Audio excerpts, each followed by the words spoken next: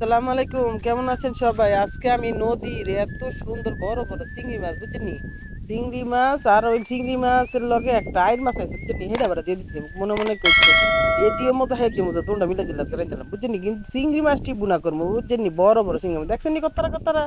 এ মেঘনা নদীর মাছ খাইলে একবার, যে না খাইছেন হ্যাঁ তো বুঝেন না সাতটা, যে খাইছেন একবার হ্যাঁ তো একবারে ফিদা। এই মেঘনা নদীর মাছের লেগে এত স্বাদের মাছ এইটা। এরপরে দেন কড়াইটা না ইচ্ছা মতো সুন্দর করে গরম করবেন, গরম না করে তারপরে আলা মাছটা ছাইড়ে দিবেন।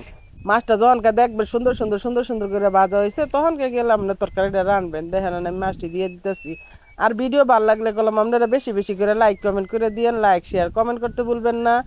অবশ্যই বেশি বেশি করে লাইক শেয়ার করে দিয়েন, যেহেতু আমি গ্রামে আইসি আপনাকে মানে গ্রামের প্রকৃতিটা দেখার লেগে, গ্রামের মাটি চুলা রান্না দেখার লেগে আমি আপনাকে একটু মানে আনন্দ দেওয়ার জন্য, এই জন্য আপনারা করবেন কি আমার ভিডিওটা অবশ্যই বেশি করে দেখবেন, লাইক কমেন্ট করে দিবেন। তারপরে করবেন কি পেঁয়াজ দিয়া তেল দিয়ে দিবেন, তেল না দিয়া আপনারা এটা লাড়াচাড়া দিবেন, লাড়াচাড়া না দিয়ে একটু লবণ দিয়ে দিবেন স্বাদ মতো।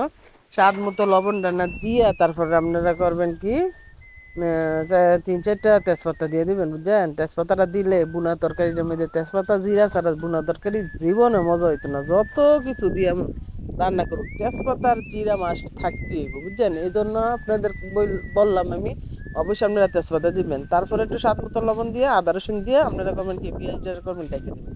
ডেকে দেওয়ার পরে যখন দেখবেন পেঁয়াজটা একটু মানে হালকা হয়েছে তারপরে করবেন কি টমেটো দিয়ে দিবেন তিন চারটে, গেলে বুনা তরকারির মধ্যে টমেটো না দিলে তো আর মজা লাগে না বুঝেন না, স্বাদটা বেশি ভালো লাগে না, টমেটো দিলে সেই স্বাদ লাগে।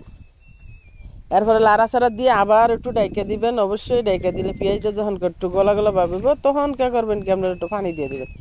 পানি দিয়ে আর মশলা দিবেন, হলুদের গুঁড়া, তারপরে দিবেন মরিচের গুঁড়া, যেহেতু পেঁয়াজ তরকারি একটু জাল জাল করে রান্না করলে বেশি স্বাদ লাগে। সব তরকারির মধ্যে কম জাল দিলে আবার হইতো না বুঝলি, তাহলে কিন্তু মজা লাগতো না। পেঁয়াজ তরকারি যেহেতু মিষ্টি মিষ্টি তরকারি, এটা আপনারা বেশি করে একটু জাল জাল করবেন, তারপরে আপনাকে স্বাদ লাগবে পেঁয়াজ তরকারিটা দেখাইলে। এরপরে আপনারা করবেন যে কি যেন লাড়াচাড়া দিবেন, লাড়াচাড়া না দিয়ে যখনকে দেখবেন এটার মানে কষানো হয়ে গেছে তখন করবেন কি পানি দিয়ে দিন, পানি আবার বইনারা হাতের মধ্যে দিয়েন না বুঝছেন না।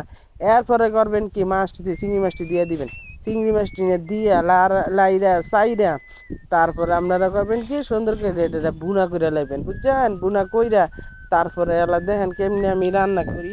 এত মজার চিংড়ি মাছ একেবারে অরিজিনাল নদীতে ধরা, অনেক স্বাদের এই মাছগুলা।